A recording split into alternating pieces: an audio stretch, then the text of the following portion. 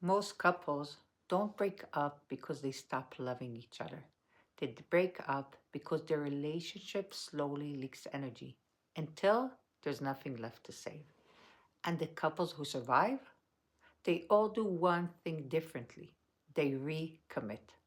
The first questions couple ask me when they sit on my couch is, will we stay together? I can't predict the future, but I can tell you what predicts it. There is one factor that consistently determines whether our relationship will be successful, and the factor is recommitment. Research involving over 11,000 couples show that recommitting to your partner is the primary predictor of long term relationship success. So the real question isn't will we make it? The real question is have you both truly recommitted? What recommitment actually is.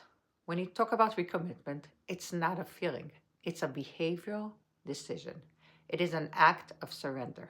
Recommitment means letting go of distractions that deprive the relationship of its life force. Anything that does not serve the optimal welfare of the relationship is excluded. It means moving from ambivalence, one foot out, to having both feet in all the time. Recommitment is simple to do. You keep all the energy that belongs in their relationship inside the relationship. You do not invest intimate relational energy into anyone or anything else for any reason. Not into another person, not into work, not into a screen, not into avoidance. The ways couples find to avoid each other are often ingenuous. In Imago work, we call these exits, which create an invisible divorce.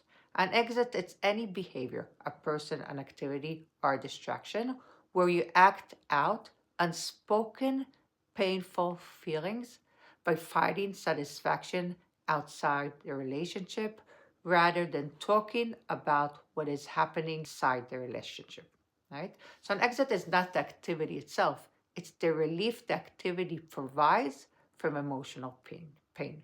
Think of it like a tire with a tiny puncture. It's not a blowout, it's a slow, silent loss of air. Eventually, the relationship goes flat. About 10 years ago, I was having a significant issue with my husband. Instead of addressing it, I poured all my energy into my doctorate. I decided to do my doctorate. Now, a doctorate is wonderful, right? We can all agree about that. But for me, it became an exit where I put my energy in. It was my way to avoid the issues that I had in my relationship. I was seeking validation and salvation in my studies, something I didn't feel I could get in my marriage at that time. I moved my energy from the relationship into the activity, and it drained us. Now, it's important to understand the doctorate is not the issue. The same exact doctorate could have been a source of connection if I had shared the journey with my husband. But instead, I used it to hide. I used it as a way to not address issues in the relationship. The problem was that I was trying to save myself alone. There are different types of exits. Not all look the same.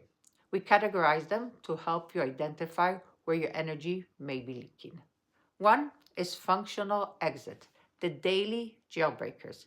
These are everyday responsibilities that are not intended to be exits, but we turn them into them. It could be childcare, housework, errands, managing logistics. We all know of this. You may feel you have no choice. The kids must be fed, the house must be run.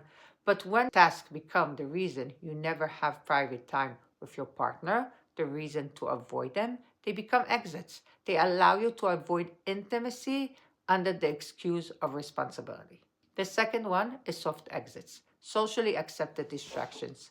These are the most common, but also the most dangerous because they appear harmless.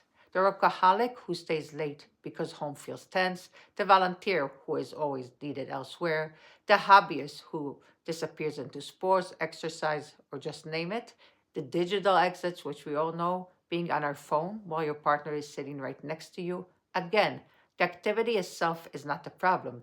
The reason behind it is the problem. If you go to the movies with your friend to avoid your partner, it's an exit. If you go just because you love movies and you love your friend, it's not an exit. The third type of exits are catastrophic exits. These exits rupture the foundation of the relationship. The first one is affairs, where intimate energy is given to a third party. And the second one is addictions, where regulation replaces connections. These are not just leaks, these are major proportions in the relational bond. So, why do we run? Why are we so ambivalent? Why do we want to be close, but also we run away from intimacy? It comes down to anger and fear. In the romantic phase, our partner feels like wish fulfillment. They seem devoted to our happiness, right? It's a great stage. But eventually, really realize they are primarily committed to their own survival, not ours. We feel disappointed, we feel angry. And unconsciously, we begin to seek satisfaction elsewhere. But the deeper force is fear. Our old brain, the survival part of the nervous system, only cares about one thing: survival, staying alive. When the person who was supposed to love us becomes critical, distant, or withholding, the old brain categorizes them as dangerous. And to the old brain, emotional pain equals death. You're like a terrified lamb running from a lion. You aren't choosing distance because you don't care. You're choosing distance because your nervous system believes closeness is not safe. And because this fear is unconscious, we don't talk about it, we act it out. A relationship can only flourish if it feels safe. Safety means predictability, the belief that what happens next will be good or at least not harmful. Confidence is your partner's commitment is the primary source of this safety. So commitment, recommitting, brings safety. But you cannot wait until you feel certain to commit. You must commit first, and certainty will follow. When commitment becomes behavior, the brain stops recycling the past and starts building the future. So we identify exits, but how do we close them? Recommit is a process, remember that, not a moment. To close exits, couples must enter dialogue. Here's how to begin. Ask the hard questions. What do I do to avoid my partner? Where does my partner exit? Respect the exit. Exits exist because someone feels unsafe, unloved, or overwhelmed. Criticizing an exit only drives it deeper. Put feelings into words. Speaking the fear underneath the exit is what stops acting it out. And redirect energy. Take that energy, work, screen, busyness, and bring it back into the connection. So I'll leave you with this. Which exit has been your sanctuary lately?